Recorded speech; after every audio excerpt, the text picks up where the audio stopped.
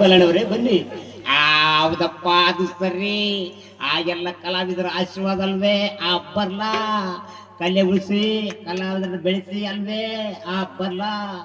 ಆ ನಮಸ್ಕಾರ. ಮನೆಯಲ್ಲಿ ಮೀನಾಕ್ಷಿ ಕಾಯ್ತಾ ಇದ್ದಾಳೆ, ಆ ಬರ್ತದೆ ಆ ಬರ್ತದೆ. ಈಗ ಟೆನ್ನಿಸ್ ಕೃಷ್ಣ ನಮಸ್ಕಾರ ಕಣ್ಣ. ಏನಣ್ಣ ಎಲ್ಲರಿಗೂ ನಮಸ್ಕಾರ ಕಣ್ಣ.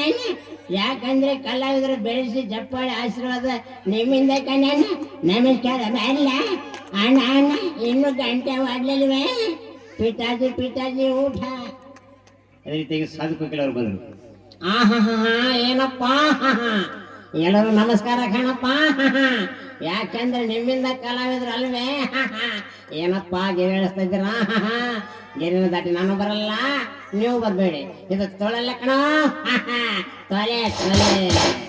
ಸಿಂಹಣ್ಣ ಕಾಡಲ್ಲಿ ನೋಡಿದ್ರ, ಗುಹೆಯಲ್ಲಿ ನೋಡಿದ್ರ, ಪಂಜರದಲ್ಲಿ ನೋಡಿದ್ರ.